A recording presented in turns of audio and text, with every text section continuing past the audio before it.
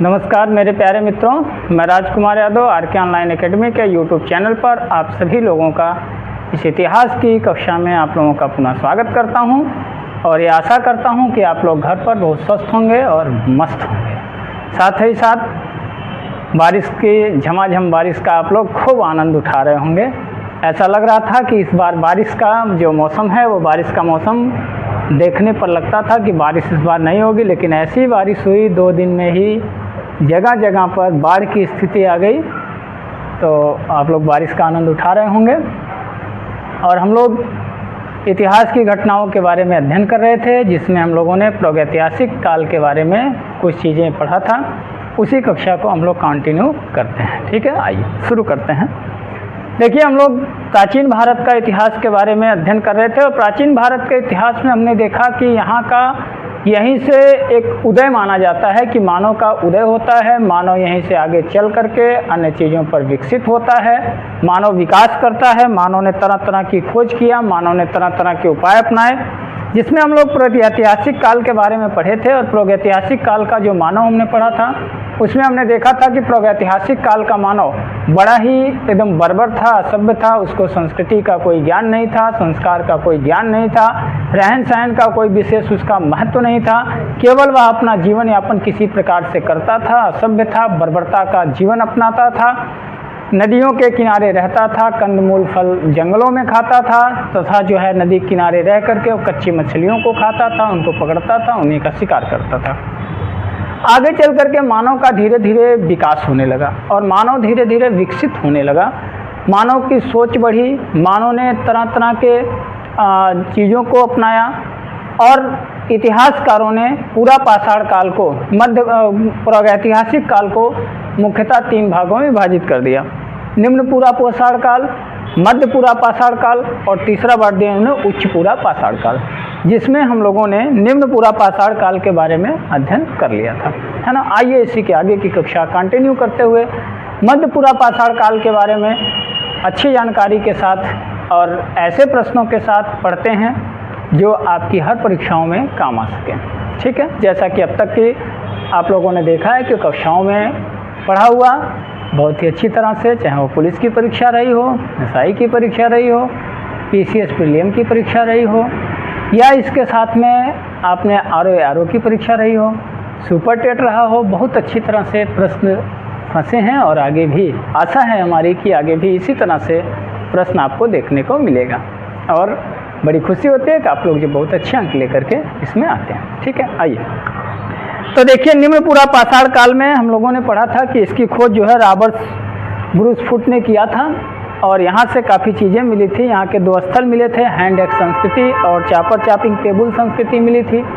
यहाँ से जो है क्लीवर मिला था, स्क्रैपर मिला था, हस्त कुठार मिला था और इसके साथ में यहाँ से जो है जो क्लीवर का प्रयोग लोग करते थे वृक्ष काटने के लिए करते थे या जानवरों को मारने के लिए करते थे। स्क्रैपर का प्रयोग जो करते थे वो वृक्षों की छाल निकालने के लिए करते थे। हस्त कुठार का प्रयोग जैसे छोटे हथियार के रूप में, कुल्हाड़ी के रूप में किया करते थे। ये बातें हमने पढ़ लिया था। आगे हम लोग आते हैं मध्य पूरा पाषाण काल। आज की हमारी मुख्य कक्षा होगी मध्य पूरा पाषाण काल। मध्य पूरा पाषाण काल के बारे में हम लोग पढ़ेंगे इसको। मध्य पूरा पाषाण काल में क्या क्या घटनाएं घटित होती हैं, तो देखिए, मध्य पूरा पाषाण काल को एक नाम से और जानते हैं, इसी को फलक संस्कृत के नाम से भी जाना जाता है। मध्य पूरा पाषाण काल को यहाँ से औजार कुछ मिले थे, वेदनी, छेदनी, खुरचनी और फलक, 4 प्रकार के यहाँ से मुख्यतः हथियार जो है प्राप्त हुए थे। वेदनी मिली थी, छेदनी मिली थी, खुरचनी मिली थी और चौथे प्रकार का जो हथियार मिला था वो फलक था। 4 हथियार मिलते हैं। यहाँ से केवल 2 स्थल का मिलता है, एक निवासा और दूसरा चिरकी। 2 स्थल मिलते हैं यहाँ से। तो यहाँ से आपको सिर्फ इतनी ही बातें ध्यान रखना है कि यहाँ से 4 प्रकार के औजार मिले थे, वेदनी हो गया, छेदनी हो गया, खुरचनी हो गया, फलक हो गया और 2 प्रकार के यहाँ से स्थल मिले थे। और 2 स्थल कौन से थे, तो निवास था और दूसरा था चिरकी। वर्तमान में दोनों ही स्थल महाराष्ट्र में आपको देखने को मिलेगा। ठीक है, इसके बाद आपका तीसरा आता है उच्च पूरा पाषाण काल। उच्च पूरा पाषाण काल के बारे में देखते हैं। उच्च पूरा पाषाण काल से देखिए यही काल है, ये देखिए बहुत ही इंपॉर्टेंट होने वाला है आपके लिए। उच्च पूरा पाषाण काल, इस पर स्टार लगा के रखें। उच्च पूरा पाषाण काल का जो यहीं से होमो सैपियंस मानव का उदय माना जाता है, और ये माना जाता है कि यहीं से आधुनिक मानव ने जन्म लिया था, और यहीं से आधुनिक मानव का विकास होता है। यहीं से आधुनिक मानव ने तमाम प्रकार की प्रक्रियाएं जो है अपने जीवन की शुरू की थी, क्योंकि यहीं से मानव ने पहली बार, यहाँ से मानव ने पहली बार हड्डियों के द्वारा निर्मित औजार का निर्माण किया था। ध्यान से सुनिए, यहाँ का मानव सबसे पहली बार किस काल के मानव ने हड्डियों का औजार बनाया था, तो ध्यान रखना कि सबसे पहले जो मानव बनाया था वो होमो सैपियंस ने बनाया था। और किस समय बनाया था? उच्च पूरा पाषाण काल के दौरान मानव ने सर्वप्रथम अस्थियों से निर्मित या हड्डियों से निर्मित औजार का प्रयोग किया था। दूसरी बात ध्यान रखना है, इन हड्डियों से निर्मित औजार को किस नाम से जाना जाता था? इसे हार्पून कहा जाता था। गौर करना है, इसे क्या कहते थे? तो इसे हार्पून कहते थे, और इसी को एक नाम से और जाना जाता था, इसी को कहा जाता था मत्स्यमाला के नाम से भी जाना गया है। इसी को मत्स्यमाला के नाम से भी जाना गया। तो दो बातें बहुत ही ध्यान से रखना है। पहला, होमो सैपियंस मानव कब पाया गया, कब इसका विकास हुआ? तो ध्यान रखना है कि होमो सैपियंस मानव का विकास उच्च पूरा पाषाण काल में माना जाता है। और दूसरी बात, इस समय सबसे पहली बार मानव ने अस्थियों से निर्मित औजार बनाया था। और दूसरी बात ध्यान रखना, उन अस्थियों से निर्मित औजार को क्या कहा जाता था? हार्पून कहा जाता था, या इसी को मत्स्यमाला कहते थे। और इसी काल के मानव ने, इसी समय के मानव ने सबसे पहली बार एक औजार बनाया था, और उस औजार का नाम दिया था ब्लेड। और ध्यान रखना है, ये ब्लेड लोहे की धातु से निर्मित नहीं था, बल्कि अस्थियों की धातु से ही, अस्थियों से ही इसने क्या किया था? निर्मित किया था। अस्थियों को पूरा रगड़ करके तेज धार बनाई थी, और तेज धार का नाम क्या दिया था? तो उसी का पहली बार नाम जो मानव ने दिया था वह ब्लेड दिया था। ठीक है, यहाँ से 3 स्थल मिलता है। एक मिलता है रेनगुंटूर मिलता है। रेनगुंटूर वर्तमान में देखा जाए तो आंध्र प्रदेश में है। दूसरा मिलता है विसाड़ी, और विसाड़ी स्थित है आपका गुजरात में। और तीसरा मिलता है सोरापुर, और सोरापुर कहाँ पर स्थित है? तो कर्नाटक में स्थित है। अगर कोई भी प्रश्न आपसे पूछे कि आधुनिक मानव कहाँ का वंशज है, किसका वंशज है, तो आप खुलकर बताइए कि आधुनिक मानव जो है ये उच्च पूरा पाषाण काल का वंशज है। ठीक है मित्र, समझ में आया होगा। अगर समझ में आया है तो कमेंट में यस लिखिए। मैं केवल उन्हीं प्रश्नों की बात करूंगा जो आपके परीक्षाओं में पूछे ही जाते हैं। ठीक है, आइए अब हम लोग पूरा पाषाण काल के बारे में तीनों भागों को पढ़ चुके। नेक्स्ट पॉइंट आपका आता है, जब हम प्रागैतिहासिक काल शुरू किए थे या इतिहास की कथा शुरू किए थे, पहला वीडियो आप लोग खोल के चेक कर लीजिएगा और पुनः उसको पढ़ लीजिएगा। उसमें हमने आपको बताया था कि पूरे इतिहास को 3 भागों में बांटा गया। और जब हम प्राचीन भारत के इतिहास में आए तो वहाँ पर हमने आपको बताया था कि 3 पाषाण काल को, पाषाण का मतलब था ही पत्थरों का युग, अर्थात मानव ने जो भी काम किया है वो पत्थरों से ही किया है, इसीलिए इसका नाम जो है वो पाषाण काल के नाम से जाना गया। अब इसी को 3 भागों में बांटा गया था। तो 3 भाग में एक भाग हम लोग पढ़ चुके, दूसरा भाग हम लोग पढ़ेंगे मध्य पाषाण काल, मध्य पाषाण काल, और तीसरा आपका आता है नव पाषाण काल। तो दूसरा आपका है मध्य पाषाण काल, मध्य पाषाण काल। मध्य पाषाण काल को मेसोलिथिक एज के नाम से भी जाना जाता है। इसका जो समय काल था वह 9000 ईसा पूर्व से लेकर के 4000 ईसा पूर्व तक का इसका समय था। 9000 ईसा पूर्व से 4000 ईसा पूर्व तक इसका जो है वो समय निर्धारित किया गया है। और इसके साथ इसी को जो है देखिए माइक्रोलिथिक एज के नाम से भी जानते हैं। माइक्रोलिथिक का, माइक्रो का मतलब होता है सूक्ष्म, क्योंकि मानव ने यहाँ पर अब तक देखिए, जब हम लोग पूरा पाषाण काल को पढ़े तो हमने वहाँ देखा कि मानव जो भी औजार बनाता था वो बड़े आकार का बनाता था, बड़ी आकृति का बनाता था। अब मानव को उस औजार को एक स्थान से दूसरे स्थान तक ले जाने या साथ रखने में बड़ी कठिनाई होती थी। अतः मानव ने क्या किया, यहाँ पर सूक्ष्म औजारों का प्रयोग करना शुरू कर दिया। और ये औजार जो सूक्ष्म बनाए थे वो माइक्रो के नाम से जाने जाते थे। अतः इसको जो है वो माइक्रोलिथिक एज के नाम से भी जाना गया। और माइक्रोलिथिक एज में ये क्या थे कि औजार छोटे बहुत जरूर थे, लेकिन इनकी मारक क्षमता बहुत अधिक थी।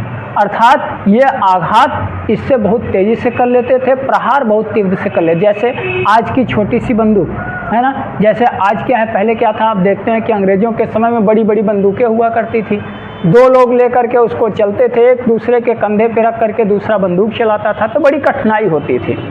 आज वर्तमान में रिवाल्वर आ गया है, रिवाल्वर को अपने साथ रखे रहते हैं, जहाँ भी ज़रूरत पड़ती है अकेले हाथ से निकालते हैं, शूट कर लेते हैं। कहने का मतलब ये हो गया कि उस समय के मानव की भी वही दशा थी। पहले मानव ने बहुत बड़े बड़े औजार बनाए और वो पत्थरों से बनाए। पत्थरों को ले जाने में, उठाने में, एक स्थान से दूसरे स्थान तक पता चलता था कि जब तक ये प्रहार करने की सोच रहे हैं, जानवर इनके ऊपर प्रहार कर देता था। अतः अब मानव ने क्या किया, उन औजारों को छोटी आकृति दे दी, मतलब इनका विचार आगे बढ़ा, सोच आगे बढ़ी मानव की, और मानव ने क्या किया, इसको छोटे छोटे में अलग कर दिया। और इसके साथ में ये जो औजार थे, इनकी लंबाई जो थी वो 1 सेंटीमीटर से लेकर के 8 सेंटीमीटर के मध्य थी। ठीक है, 1 सेंटीमीटर से लेकर के 8 सेंटीमीटर के मध्य। अगर आपसे प्रश्न पूछे कि मध्य पाषाण काल के समय मानव के जो हथियार बनाए गए थे, औजार बनाए गए थे, इनकी लंबाई कितनी थी, तो 1 सेंटीमीटर से 8 सेंटीमीटर के मध्य इनकी लंबाई थी। दूसरी बात ध्यान रखना है कि इन्होंने जो औजारों का नाम दिया था, वे औजार 4 प्रकार के थे। एक औजार था आपका क्रोड था, दूसरा जो था वो त्रिकोण था, है ना, तीसरा औजार जो बनाए थे 9 चंद्राकार बनाए थे, 9 चंद्राकार, और इसके साथ जो चौथा औजार इन्होंने निर्मित किया था उसका नाम इन्होंने दिया था नुकीला औजार, नुकीला औजार। तो 4 प्रकार के औजार मानव के द्वारा निर्मित किए गए थे, क्रोड, त्रिकोण, 9 चंद्राकार, और चौथा क्या दिया था इन्होंने, नुकीला औजार दिया था। क्रोड को इंग्लिश में क्रोड कहते हैं, त्रिकोण को इंग्लिश में जो है ट्रेंगल के नाम से जाना गया, 9 चंद्राकार को जो है ल्यूनेट के नाम से, और नुकीला औजार को जो है पॉइंट के नाम से जाना जाता था उस समय। ठीक है, अब यहाँ से देखिए कुछ स्थलों की जानकारी भी हमको प्राप्त होती है। तो इतना ही ध्यान में रखना है इसमें कि मानव का औजार जो बनाया था वो 1 सेंटीमीटर से 8 सेंटीमीटर के बीच इनकी लंबाई हुआ करती थी, और ये बड़े ही मारक क्षमता वाले औजार थे, ये बहुत छोटे औजार थे। अब आप कल्पना कर सकते हैं 8 सेंटीमीटर का मतलब कितना होता है, बहुत छोटा सा औजार, और मारक क्षमता तीव्र हो तो अच्छा ही था ना। इसके बाद यहाँ से जो है देखिए कुछ स्थल मिले, स्थलों की जानकारी आपके लिए महत्वपूर्ण होगी, और स्थल को आप अपने नोटबुक में स्टार लगा करके रखें। यहाँ से एक स्थल मिला था बागौर, एक स्थल मिला है, कौन सा, बागौर मिला था। बागौर कहाँ पर है वर्तमान में, तो ध्यान में रखना है राजस्थान में पड़ता है। और सर्वप्रथम मानव ने भेड़ बकरियों का जो पालन किया था, इसका साक्ष्य कहाँ से मिलता है, तो मध्य पाषाण काल के खोजे गए स्थल या मध्य पाषाण काल की जो स्थल प्राप्त हुए उसमें से बागौर नामक स्थल से सबसे पहले मानव को जो है भेड़ बकरियों का पशुपालन के रूप में यहाँ से मिलता है। तो मानव ने सर्वप्रथम बागौर से ही क्या किया था, पशुपालन करने का जो अपनाया था क्रिया, भेड़ बकरियों का पशुपालन करता था, इसका साक्ष्य हमको बागौर से प्राप्त होता है। दूसरी बात ध्यान रखना, यहाँ से मिला था लघनाज, एक स्थल मिला था लघनाज, और लघनाज वर्तमान में कहाँ पर वो स्थित है, तो ध्यान रखना है ये आपका गुजरात में है, जहाँ से मोदी जी हैं तो ये जो है आपका कहाँ से है, गुजरात से है ना। तो लघनाज कहाँ पर स्थल स्थित है, तो लघनाज जो है वो कहाँ पर है, गुजरात में स्थित है। तीसरी बात याद रखना है, यहाँ से और चीज़ मिला था, आदमगढ़ मिला था, आदमगढ़ ध्यान रखना है, आदमगढ़ मिला था। और आदमगढ़ वर्तमान में कहाँ स्थित है, तो ध्यान रखना है ये मध्य प्रदेश में है। मध्य प्रदेश में एक जिला पड़ता है होशंगाबाद, और उसी होशंगाबाद जिला में ये आपका स्थित है आदमगढ़। और ध्यान रहे कि आदमगढ़ से पशुपालन का साक्ष्य बिल्कुल भी नहीं मिला है। ठीक है, आदमगढ़ से पशुपालन का साक्ष्य आपको नहीं मिला है। इसके बाद 3 स्थल और मिले थे जो आपके प्रतापगढ़ से थे, 3 स्थल और आपके मिले हैं प्रतापगढ़। और प्रतापगढ़ से क्या क्या मिला था, आइए, बहुत ही इम्पोर्टेंट होगा आपका प्रतापगढ़। तो प्रतापगढ़ से 3 स्थल प्राप्त हुए थे। प्रतापगढ़ से कौन कौन सा स्थल था, तो देखिए, एक था सराय नहर राय, सराय नहर राय। एक स्थल आपको यहाँ से मिला था दमदमा, दमदमा, और एक स्थल मिला था यहाँ से महदहा, ठीक है। ये 4 स्थल आपको मिले थे, 3 स्थल आपको मिले थे। सराय नहर राय, दमदमा मिला था और क्या मिला था, महदहा मिला था। आपको सबसे मजे की बात बता दें कि सबसे पहले दमदमा से, ये जो स्थल देख रहे हैं दमदमा, ध्यान रहे 3 का तीनों प्रतापगढ़ में है और प्रतापगढ़ आपका उत्तर प्रदेश में पड़ता है, ठीक है। इलाहाबाद के बगल में आपका पड़ता है प्रतापगढ़, और प्रतापगढ़ में एक स्थल है दमदमा, और दमदमा से सबसे पहले सर्वप्रथम, दमदमा से सर्वप्रथम 41 समाधानों का साक्ष्य मिलता है। गौर करना है, 41 समाधान का साक्ष्य यहाँ से मिलता है, अर्थात 41 लोगों को दफनाए जाने की प्रथा सर्वप्रथम कहाँ से मिलती है, तो वह मिलती है दमदमा से। याद रहे, पीसीएस का प्रश्न है ना। जनरल परीक्षाओं में तो पूछा ही जाता है, पीसीएस प्रीलियम की परीक्षाओं में खूब इसको पूछा जाता है। सर्वप्रथम मानव के समाधान का साक्ष्य कहाँ से मिला था, तो ध्यान रखना है दमदमा से मिला था। और कितने लोगों का साक्ष्य मिला था, तो सर्वप्रथम 41 लोगों का साक्ष्य जो है मिला था। हालांकि मानव नर कंकाल का साक्ष्य सराय नहर से भी मिला है, दमदमा से भी मिला है और महदहा से भी मिला, तीनों जगह से मिला है। लेकिन जो सर्वप्रथम जिस स्थल की खोज हुआ था, सर्वप्रथम जो है सर्वाधिक शवों को दफनाने की प्रथा कहाँ से मिली थी, तो सर्वप्रथम जो है वो दमदमा से मिलती है, ठीक है। यहाँ से दमदमा से जो है कब्र मिले थे, यहाँ से समाधान मिला था दमदमा से, ठीक है। तो इस प्रकार से देखिए, यहाँ से जो है कुल मिलाकर के 5 स्थलों की खोज हुआ था। एक बागनौर था, दूसरा आपका लखनऊ था, तीसरा आपका सराय नहर राय था, चौथा आपका दमदमा था और 5वां आपका जो है वो महदहा था। तो यहाँ से मिलता है। तो 2 बातें आपको जरूर ध्यान में रखना है इसमें। एक, महदहा को याद रखना है, महदहा से आपका जो है सर्वप्रथम कब्रों का साक्ष्य मिला था। और दूसरी बात, बागौर से मिला था आपका क्या, तो बागौर से सर्वप्रथम भेड़ बकरियों को पशुपालन के रूप में माना गया था, या पशुपालन के रूप में जो है मानव ने इसका प्रयोग किया था। तो इसका साक्ष्य सर्वप्रथम कहाँ से मिलता है, तो बागौर से मिलता है। और बागौर जो है किसे कहते हैं, तो बागौर जो है बागौर में जो है वो पशुपालन के रूप में भेड़ बकरियों को मानव ने पाला था। बहुत अच्छी तरह से ध्यान में रखना है। साथ ही साथ अगर हम बात करें कि यहाँ से और क्या मिला था, तो देखिए यहाँ से सर्वप्रथम मानव के द्वारा कुत्ता पालन का साक्ष्य मिलता है, ठीक है। सर्वप्रथम कब मानव ने कुत्ता पालन शुरू किया था, तो यहाँ से देखिए, यहाँ से सर्वप्रथम मानव के द्वारा कुत्ता पालन का साक्ष्य मिलता है। और कुत्ता क्यों लोग पालते थे, तो वफादारी के लिए पालते थे, ठीक है। कुत्ता इनकी रक्षा करता था, कुत्ता शिकारी होता था, अतः इसलिए लोगों ने यहाँ से जो है कुत्ता पालन का साक्ष्य भी मिलता है। यहीं से सर्वप्रथम तीर धनुष, याद रखना है, यहाँ से सर्वप्रथम मानव ने औजार के रूप में तीर धनुष का भी प्रयोग किया था। यहीं से सर्वप्रथम तीर धनुष का प्रयोग भी मध्य पाषाण काल से मिलता है। इसके साथ साथ ध्यान रखना है कि यहीं से सर्वप्रथम अगर प्रश्न पूछे कि मानव कंकाल का साक्ष्य कहाँ से मिलता है, तो हमने अभी आपको बताया है कि दमदमा से मिलता था, महदहा से मिला हुआ था और कहाँ से मिला था, सराय नहर राय से। तो कुल मिलाकर के अगर पूछे कि नर कंकाल का साक्ष्य कहाँ से प्राप्त हुआ था, तो याद रखना है कि नर कंकाल का साक्ष्य जो है वो मध्य पाषाण काल से ही प्राप्त हुआ था, यहीं से जो है सर्वप्रथम मिला हुआ था, ठीक है। और सबसे मजे की बात आपको बता दें कि यहाँ मानव के अंदर काफ़ी परिवर्तन आया था, बहुत ज़्यादा मानव के अंदर परिवर्तन आया था। उसके रहन सहन में परिवर्तन हो गया था, उसके जो है औजारों में परिवर्तन हो गया था, उसके जो है क्रियाकलापों में परिवर्तन हो गया था। इसीलिए इतिहासकारों ने इस काल को संक्रमण काल के नाम से भी कहा है। तो ध्यान रखना है, संक्रमण काल किसे कहा जाता है, तो संक्रमण काल जो है वो किसे कहेंगे आप, तो ये आपका मध्य पाषाण काल कहलाएगा। दूसरी बात ध्यान रखना है, इसी को जो है वो परिवर्तन काल कहा जाता है, चेंज एज। मतलब यहाँ से जो है मानव पूरी तरह से अपने आप को परिवर्तन कर पाया था। यही कारण है कि इसको जो है मानव को यहाँ से परिवर्तन काल के नाम से इस मध्य पाषाण काल को भी अच्छी तरह से जाना जाता है, ठीक है। आइए नेक्स्ट पर चलते हैं, नवपाषाण काल पर। अगर आप लोगों को समझ में आ रहा हो तो एक बार कमेंट जरूर करिएगा। तो कमेंट करेंगे तो हम भी जानेंगे कि आप लोगों को समझ में आ रहा है। अगर और अच्छी तरह समझ में आ रहा हो, शेयर भी कर सकते हैं। यदि इच्छा हो दिल की तो चैनल को शेयर भी कर दें, लोगों तक पहुंचा दें, अच्छी बात होगी। अगला है नवपाषाण काल। नवपाषाण काल, नवपाषाण काल इसे कहा जाता है नियोलिथिक एज, नियोलिथिक एज। और इसकी खोज की अगर हम बात करें तो सर्वप्रथम एक पुस्तक लिखी गई थी, pre Historica times. Pre Historica times, ये एक पुस्तक का नाम है। और इस पुस्तक को देने वाले कौन थे, तो याद रखना है जॉन लुबाक थे। जॉन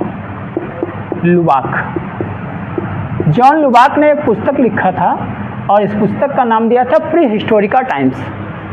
और यह पुस्तक लिखी कब गई है, तो 1865 में लिखी गई, 1865 में। 1865 में जॉन लुबाक ने एक पुस्तक लिखा था, उसका नाम दिया था प्री हिस्टोरिका टाइम्स। और इसी प्री हिस्टोरिका टाइम्स में सर्वप्रथम नवपाषाण काल शब्द की उत्पत्ति हुई थी। यहीं से सर्वप्रथम नवपाषाण काल का उदय हुआ था, ऐसा इस पुस्तक में वर्णित है प्री हिस्टोरिका टाइम्स में। यहाँ से देखिए मिला था कि मानव जो है वो सर्वप्रथम एक सभ्यता का जीवन जीना शुरू कर दिया था। मानव धीरे धीरे अब सभ्यता की तरफ बढ़ रहा था, मानव का धीरे धीरे विकास हो रहा था। मानव अब धीरे धीरे सभ्य हो रहा था, संस्कृतियों को जान रहा था, एक दूसरे से जो है प्रेम करने की क्षमता इसके अंदर आ गई थी। मानव का मानव से लगाव होना शुरू हो गया था। मानव धीरे धीरे अब जो है इकट्ठा होना शुरू हो गया था, क्योंकि इसके पहले आपने देखा कि मानव इकट्ठा नहीं रहता था, भोजन की तलाश करता था, भटकता था, चाहे जहाँ जिस तरफ निकल जाया करता था और जा कर के वहीं पर अपना स्थल बना लिया करता था, वहीं पर 1-2 दिन रह लेता था। भोजन की समाप्ति हो जाती थी तो अगले भोजन की तलाश में अगली तरफ मानव बढ़ जाया करता था। परंतु यहाँ मानव अब धीरे धीरे अस्थायित्व होने लगा था, मानव का अस्थायित्व आने लगा था। मानव धीरे धीरे अब अस्थायित्व की ओर बढ़ रहा था, मानव धीरे धीरे अब अस्थायी होना चाहता था और उसको यह हो गया था कि अब हम लोग इकट्ठा रहेंगे तो इकट्ठा में हमारी अधिक सुरक्षा होगी। जब मानव इकट्ठा होने लगा तो उसको संस्कृति का ज्ञान धीरे धीरे शुरू हो गया कि मानव ये हमारे कौन हैं, ये हमारे कौन हैं। इस तरह का मानव जो है अब यहाँ से विकसित होना प्रारंभ हो गया था। ऐसा प्री हिस्टोरिका टाइम्स में जॉन लुबाक ने वर्णन किया है।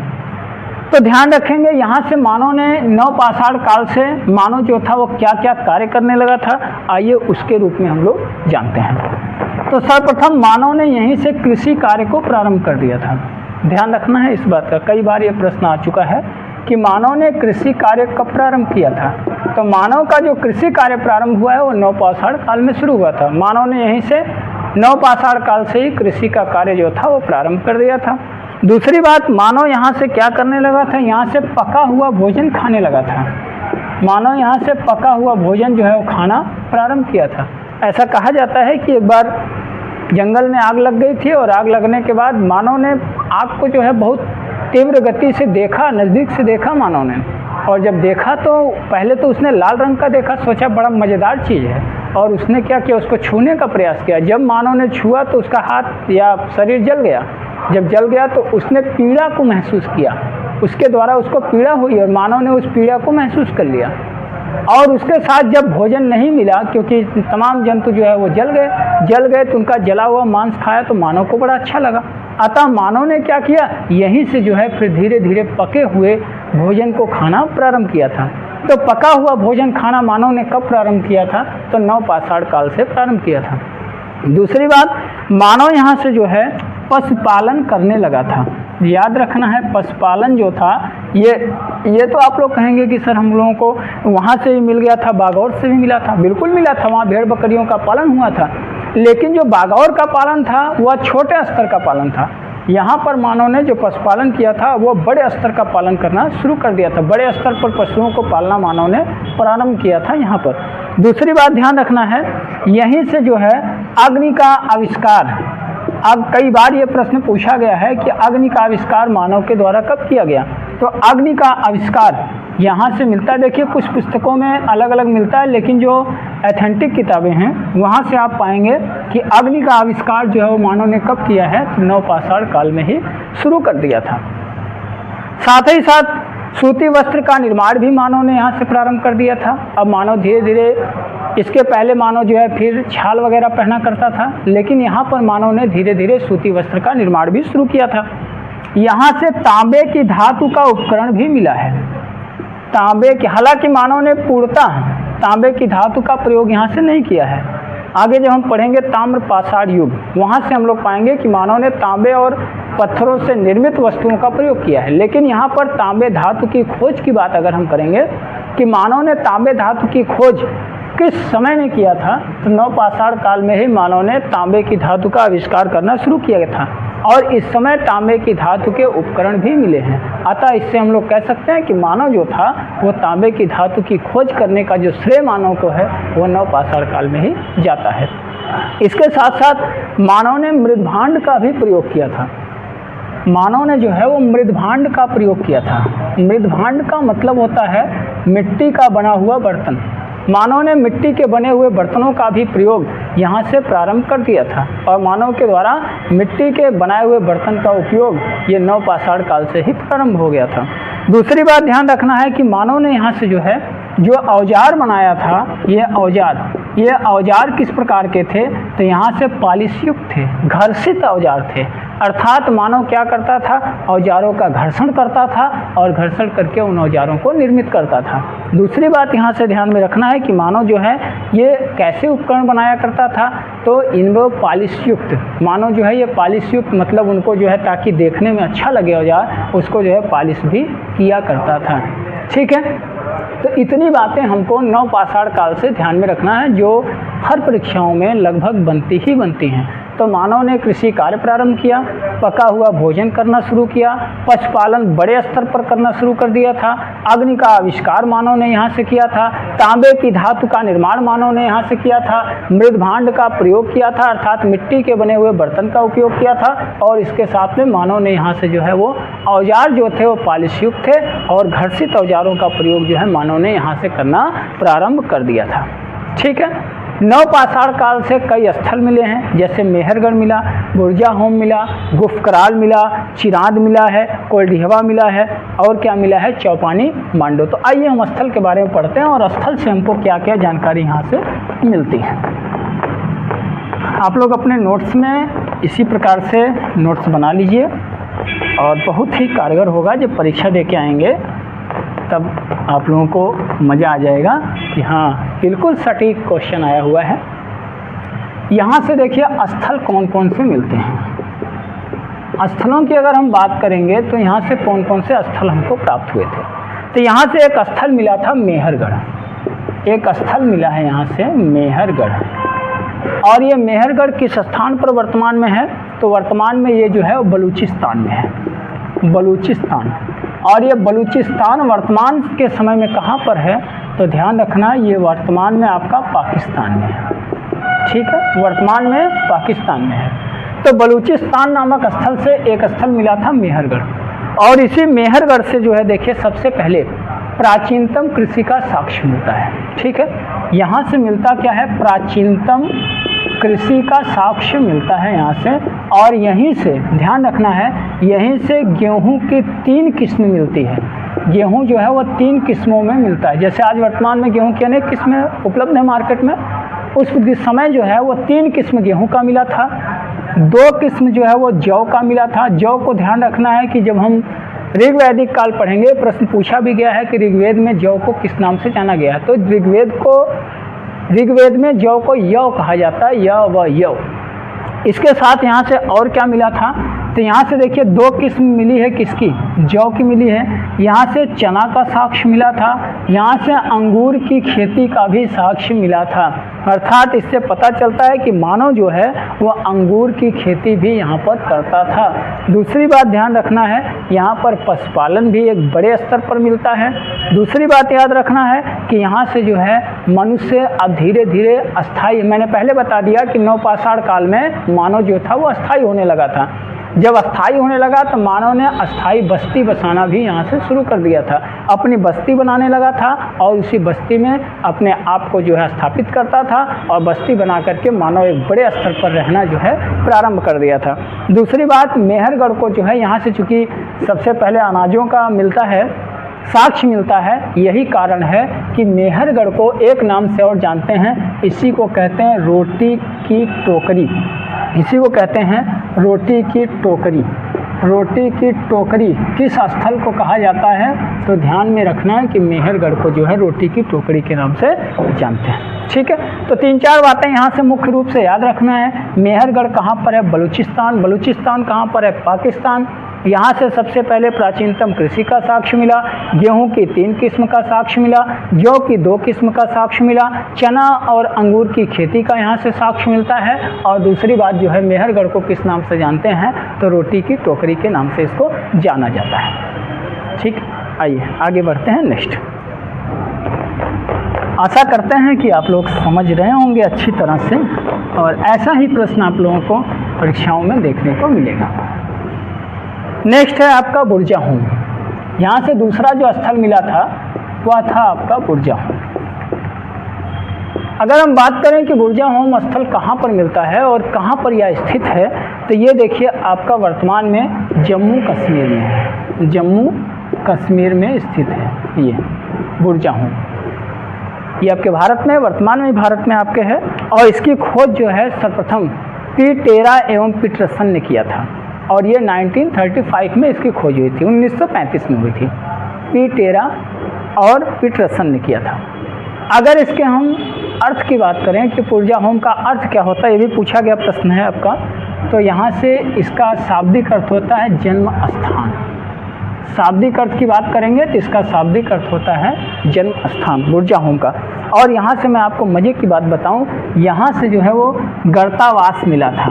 गर्तावास, गर्तावास का मतलब होता है गड्ढा घर, और गड्ढे घर को क्या कहते हैं, तो अंडरग्राउंड कहते हैं। जैसे आज हम लोग ना घर के नीचे अंडरग्राउंड बनाते हैं, उसी तरह से यहाँ पे क्या मिला है, गर्तावास मिला था। अर्थात मानव क्या था, मिट्टी के अंदर गड्ढा खोद करके अंदर ही बनाता था, ऊपर से इसको अच्छी तरह से ढक देता था। ऐसा इसलिए करता था ताकि वह जो है जंगली जानवरों से बच सके।